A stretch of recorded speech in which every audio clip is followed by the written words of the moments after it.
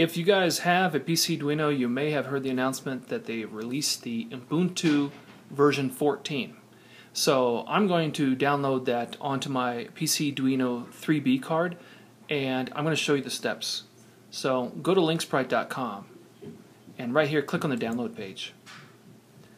I find this part pretty useful. I was surprised to see how many versions of pcDuinos there are. So my revision is way down here. This little capacitor is an indicator that I have a pcDuino 3B. So I'm going to click there, and now we're at the downloads website for the pcDuino 3. And it looks like it works for the Nano as well. So there's a video here, but for people who are more beginners like myself, I'm going to go in a little bit more beginner info.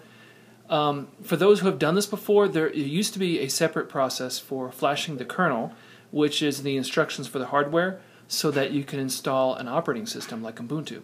That has actually been combined into one process. That actually made me do an unnecessary step a few nights ago. I did this kernel down here, and then I flashed this, and I was wondering what was wrong. So I'm going to do the whole process over and explain it. So I've already downloaded this software. It takes a little bit of time to get the Ubuntu software and the image. So download this, and then at the bottom of the page, it's very important for you to read this part. Download a Phoenix card, but for pcDuino 3, you have to use this version 309. I actually wasted 2 weeks wanting tech support to tell me what's wrong, and I was using 3.06. I think I got the link from another post, and I didn't see this comment on this page. So I want to bring special information to that. So use version 309. I have both of these. So what you want to do is get your micro SD card and put it in a adapter. I know that's not in focus, but it's really not important that you see me stick a micro SD card in the adapter. And I'm going to go ahead and mount that into my laptop. Okay, and then with the appropriate version of Phoenix card,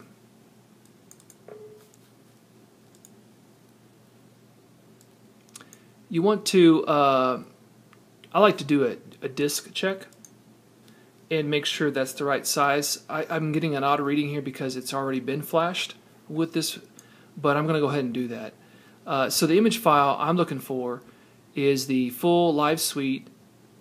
Let's see. Let me just highlight here.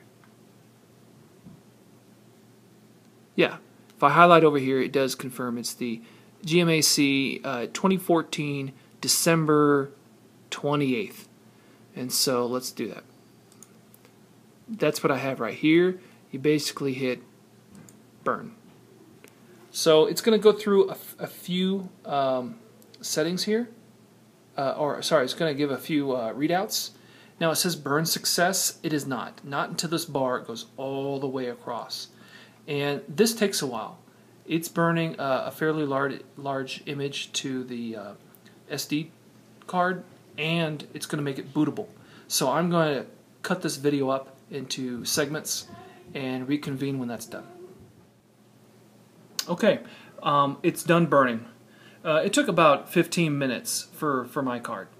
And so you want to wait for the whole bar to go across, and then when it says burn end down there, that's it. So I was kind of, I thought something was wrong when it says burn success, and so watch out for that.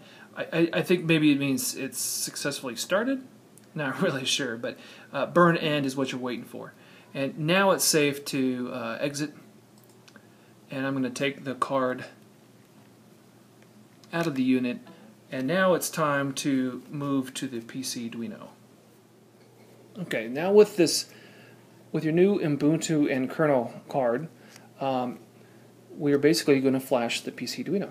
So this is a headless operation. So you do not need any peripherals, and you don't need the HDMI, you don't need the monitor for this process. So insert your new card.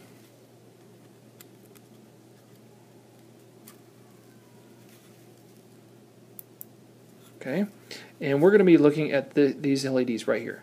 As soon as we power it on, it's going to go through the process. So let's do that.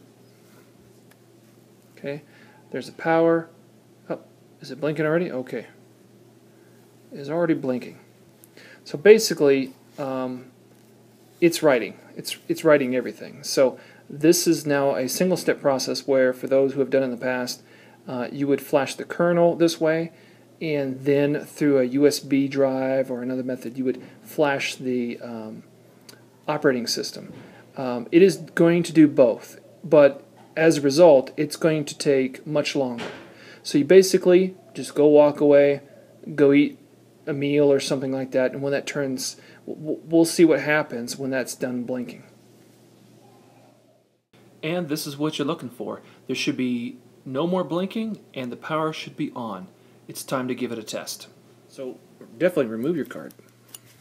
Stick in the HDMI. Stick in your peripherals. This is actually a hub which has my keyboard and mouse on there. And let's power it up. This should work. Okay, there's the power. Let's take a look at the screen. Come on, come on. Yes. Do it. Yay! Success! My brother told me that those numbers on the far left, that's how many seconds has passed, so let's see how long it takes.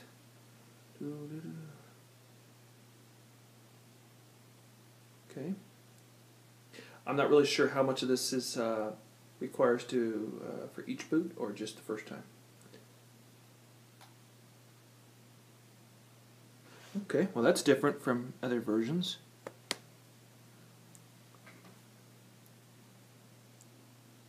Okay. Oh, looks like it's done. So there you have it.